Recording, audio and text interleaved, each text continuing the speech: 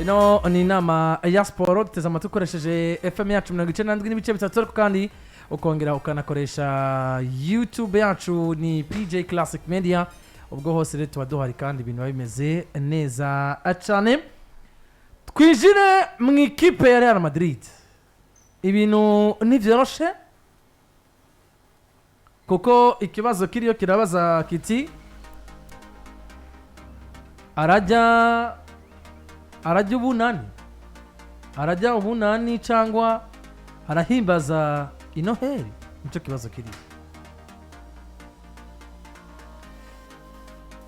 Kugeza muri kano kanya tumaze kumenya ko natsindwa na Manchester City arirukana. Hari namwe mu mazina bashaka kumusubirira ariko nabonye idazana byo byamaze kuvuga ati imiryango irogaye kuri we.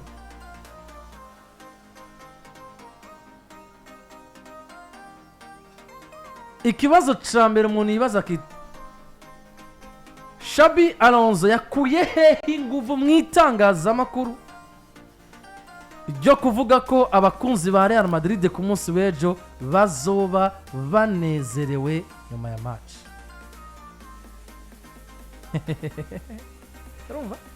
Ikibazo ca mbere jewe nibaza ahubwo Madrid yo ko Madrid muri kino gihe ntibariko barabashinga naye abarongozi cyangwa abarongozi shingiye koki ukura inguvu zo gutega umuntu urukino rwa phase league kuri equipe no munsi bitarapfa no Madrid mukanshaka kangahe Pascal zitisha gwibi nibagira match nire kubganje mbona ko Madrid itari gutega urukino nkuru Alonso kuko rutsindwa kandi nta kiba gipfuye muri UEFA Champions League rega ni nkuko City yorutakaza urukino none mu City kundwa gatanu batakaje ntibatsinzwe na equipe ya Bayern Leverkusen muhira kandi bisanzwe. Madrid yari kiratsinda Olympiacos nubwo hari mu buryo buri critique mugabo bagatsinda ibitsindo bine hari bine kuri bitatu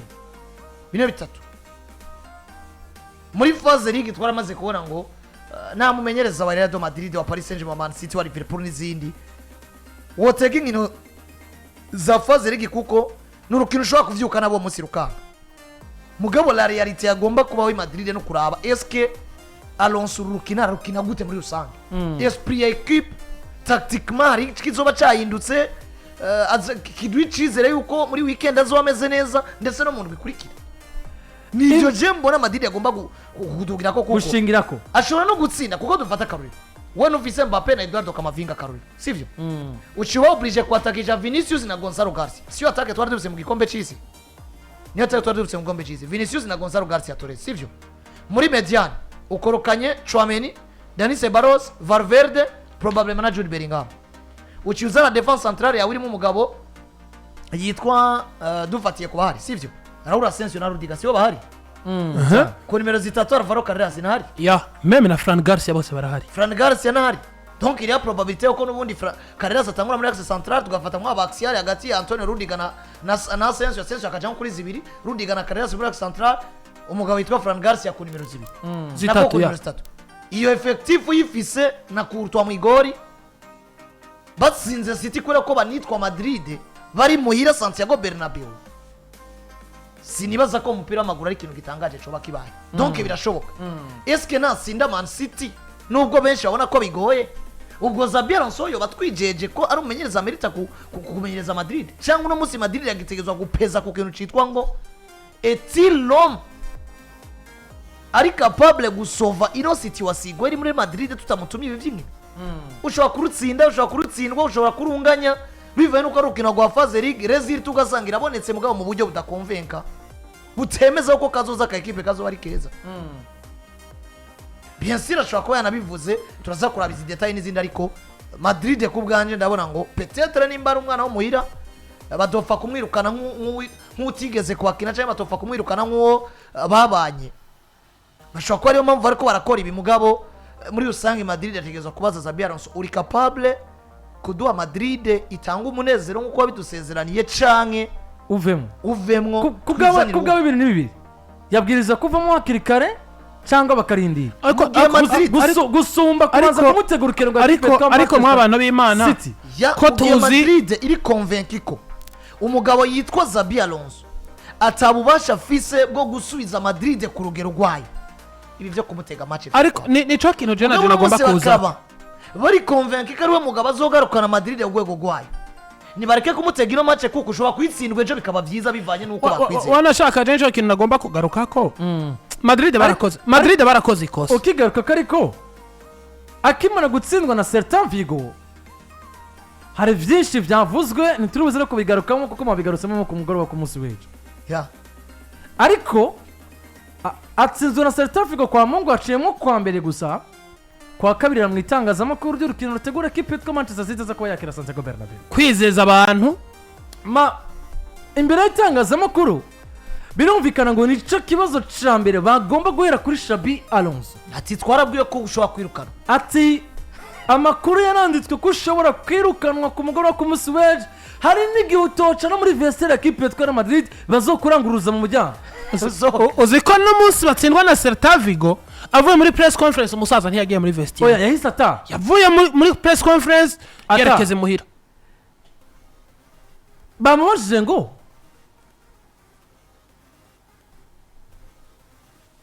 uwizeza iki abantu nyuma y'urukino rwo ku mugoroba wo ku munsi w'ejo nawe mu ijwi rituje kandi rigaragara ko gifitiye icyizere ati abantu ku munsi w'ejo bazoba banezerewe cyane agasize ikibazo rero mbaza situation arimo Xabi Alonso d'abord duheraho nyine situation arimo yatumye Xabi Alonso ategwa match abwirwa ngo nutsindwa ibyawe biraba birangiye ngaha ariko uburyo yagaragaye mu itangazamakuru wenda umuntu wese uno munsi yaramwiteze mu itangazamakuru yaramwiteze nk'umumenyereza ko afise ubwoba hariho n'ibibazo bimwe adashobora no kwishura cyangwa se aza gukwepa mu kwishura ko nk'aha hari ukuntu ari kubwiriza gukwepa turumva ejo ikizovamwo urumva mugabo yarashe ku ngingo ati jewe ejo abantu bazoba bafise iki munezero imaruki nico kintu ingufu ziva hehe kuri Xabi Alonso ubwo hari ico yoba yizeye gisumba ibimaze iminsi biriko biramushikira muri zino nkino ikintu gihari no munsi jewe nemeza uburongozi bwa Real Madrid barakoze ikosa nabaki ikosa bakoze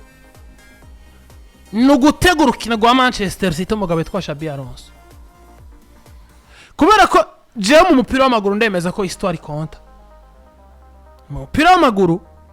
uwagokubise uno munsi naje yo gusubira kandi Madrid gutsinda City nibisanzwe ahubwo City gutsinda Madrid niyo nkuru kuko Pepe nawe asa nk'umuntu menga kumutuma banoti Santiago Bernabeu menga birazwi yuko uno munsi nimba utakaje imbere ya Elche ukagabura na Girona ukagabura na Rayo Vallecano ugacuza ugahuma amaso amakungu ugatsinda Bilbao 3-0 ukaza ugacutsindwa na Celta Vigo 2-0 Madrid bakaba bakiryamye ku ijambo rivuga ngo tuguteza urukino rwa Manchester City bigaragara nkaho mu burongozi bo barishimira ibikorwa by'umumenyereza wabo yitwa Xabi Alonso kuko namuzi je kumbwira ngo ndaguteze Manchester City Vini yarinda hangagura Manchester City fise Kairuka uno muzi kumba ko fise mu nimero 2 yitwa Mateus Nunes na nimero 3 yitwa Nico Oreri ufise Kylian Mbappé n'umugabo witwa Vinicius Junior mu busatirizi ni wiyumvira kuzana Mediana 4 Ceballos akaza mwanya wajemo Camavinga nta kintu na kimwe kiriho cyo bari gitangaza mu gihe Manchester City yabitakaje urukino imbere equipe yitwa Real Madrid byumvikana ngo ahubwo no kuraba mbega Man City yo ni nziza turemeza ko yotsinda Real uno munsi ibiharuro biravyemeza mugabo skelo passé a dit nuko Real Madrid yananije Manchester City kenshi gashoboka City yabaye nziza birengeye ivyo Real Madrid yakinye siri rya mbere twatubonye Madrid mbitsinda equipe nziza mu ubwo rero ibi ni ibintu ahubwo nibwo buzima Madrid biberamo ikibazo kiraza rero nutsinda Man City nubundi urugero rwawe ari rubi baragushira nico kintu reje nkobaza ko bakongeye nuwo kumariki mu giuzo batsinda nico kintu reje nk'amakosa nagirije uburongozi bwa Real Madrid bakoze amakosa yo kutamenera inda ku rukumo bwira Alonso ngo ntitugishaka services za muri equipe ya Real Madrid reka dutandukane kuko nubundi kibazo cyo kica kingarukamwe hamwe ejo yotsinda Manchester City que sera la suite arabandanyana na ekipe Real Madrid nk'umumenyereza mukuru baravuga ati n'ubundi nubwo utsinze Manchester City muri La Liga azogaruka zikakwigaranzura n'ubundi bakomeza bamwirukana. Ibi rero binyereka ngo Alonso kwa Real Madrid uburongozi bushobora kuba bushimishwa na service ariko arabahereza mugaba abakunzi ba Real Madrid ndetse n'abakunzi b'umupira w'amaguru muri rusange isubira inyuma ya ekipe vyose biri ku mutwe wa Alonso. Ivyo Madrid bamutega rero bamenye ngo ushobora kumutega City eja kayihotora hamukamongera amahigo muri Liga bakabandanya bakamubirindura. Decision yategezwa kuba ivuga ngo Alonso rumwe mu bagabo twizeye muri projet yacu peu importe resultat nkuko bagiye baramushigikira canke Alonso no kiri umugabo twizeye muri sino iyi ni pressure bamuteye itanakenewe kuko wanashima ku rugero rwa Madrid ntiraba mbi nkuko novuga ngo uno munsi ari mbi muri UEFA Champions muri La Liga ko muri La Liga deja inyuma y'ukwezi kumwe kurenga gato bavuye kuri difference y'amanota 5 bari imbere ya Barcelona bagiye kuri difference y'amanota 4 bari inyuma ya Barcelona yo gusumbwa na Barcelona mu gihe deja umunsi muri UEFA Champions League inyuma y'indwi zitanu bafise 12 sur 15. Ubwo musaza Perez rero yagarukiye yumvira avuga ngo Manchester City nico bigipimo twotuma Alonso kuko nuna yitsindira komeza ukora ayo mabara wahora ukora reka tumenera indakurukumu dufyonda hagwaye hakire ejo rega Real Madrid gutsinda City probability ni nyinshi gusumba ko City yotsinda Madrid. Nase so turambwira tugene West Ham na Sunderland ndizo sirimo na katanu mutsinzemo bayahubwa ikibazo no imwe yayigara itsindi baranga ikibazo ni no kuraba mwubube gito bwa Madrid kandi bwitube gito canke mwukugu gutinya gufata decision kuri equipe ya Madrid bayifatira umugabo witwa Alonso. Ubwo rero ku munsi w'ejo biraza gukunda kuyu mugabo bigaragara ko ubwo ho n'ukuri hamwe yotsindwa zirukano koko ariko kwanza tubanze nimba barumuteze ibiharuro bivuga iki turavye abo yariko arifashisha en fonction y'abafise imbere ya City. Madrid umugabo witwa Alonso bujya ariko araba kwa Madrid ariko haba nk'umwana wo mu nzu kuko no munsi je nibutse uburyo ba Santiago Solari bakuwe muri equipe uburyo ba Julian Lopetegui bakuwe muri equipe ntavyo kuri guriyumvira midi 14 ngo habiki niki waduhaye umusaruro mubi vamwe uburyo Carlo Ancelotti yirukanywe muri equipe ya Real Madrid si umulegende mu bamenyereza mugabo no munsi Xabi Alonso kubera ikintu umwana wa equipe yikiniye araza ayo nyanga yose akoregwa indani muri equipe canke uko kuri ko habera yaranavyivugira ati arazi ngo nzi cyo Madrid ivuze ibibera indani vyose muri equipe ya bivyiza nibibi mugabo bitwa Xabi Alonso arabizi ati ndabizi nk'umukinyi atariko kandi no munsi Nigeria ndabihagarariye nk'umumenyereza ni equipe ya Madrid muri reconstruction nivyo ntawo bura kuvyemera ariko kandi eske Madrid iraba mu nyubako nkuko equipe nka Arsenal dufata karozo yibamo. Madrid niba nifuza umuco nyuma yo kubura igikombe na kimwe mu mwaka uheze ubwo uyu mwaka Alonso nubwo bari karubaka ntagomba kubizira ibi donc iyo pressure irahari kandi uno munsi ni wambwira ko uri Manchester City widugirije confiance muri English Premier League uri Pepe Guardiola we nudatora 3 Santiago Bernabeu Celta Vigo yatoye byoroshe ntacu sigura abakunzi ba Man City kugira umufavori peu importe l'histoire aho hantu nyene Madrid niho igomba gufatira ikamenyango nimba utsinda City nimba igutsinda nimba mugabura tsinda City hama tekera utwa utahe tubunga urundi kuko je no munsi ndafise amakenga nimba Real Madrid yaba muri ibi bintu tubona mu ma equipe nka za Nottingham Forest nka za West Ham United kwama umwaka w'inkino gahero hindu yabamenyereza kabiri gatatu kane kuko no munsi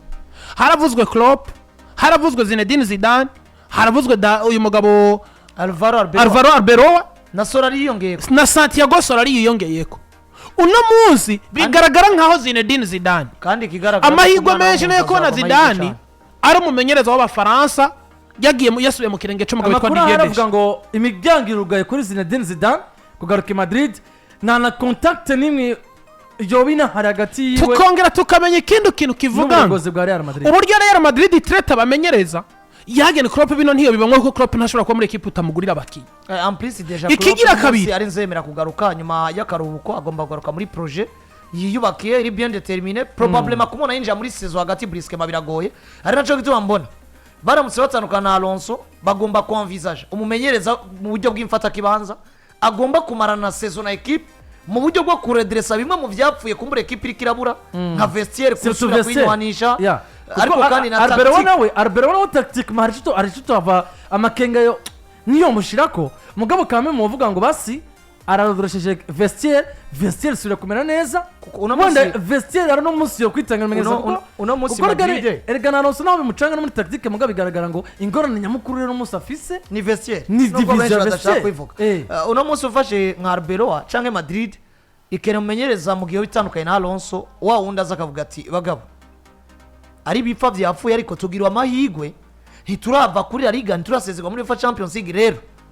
reka tugende duharanire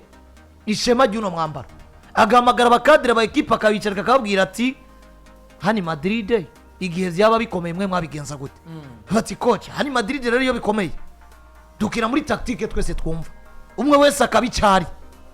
tukamenya ngo Mbappe turagutumye genda utsindira ibitsinda tukamenya ngo Vini turagutumye genda ba dribble mu adversaire abe déséquilibre tukamenya ngo Fede tugutumye ku mu leader muri vestiaire ndetse no muri tapis vert kari uri kurakina kenshi wambaye brassard tukamenya ngo Thibaut Courtois genda ukora donc equipe ikavuga ngo reka dukonte ku bwiza bw'umwe ariko turi hamwe donc le collectif a perdu muri equipe de Madrid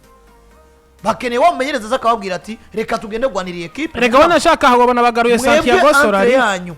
uburyo mu vyumva nico gituma je na je ndiko navuga ngo Alonso akaramuka gi soit ni Solari soit ni Arbeloa bivaye no ko Zidane target ari mu gisera kagiye kandi no munsi aje mu ivya Madrid byava bimu canganya gakubitwa kabirindurwa abafaransa bakamubwira kamakenga gusumbuka guma yitekani Klopp nawe gufata risk yo kuza hagati muri saison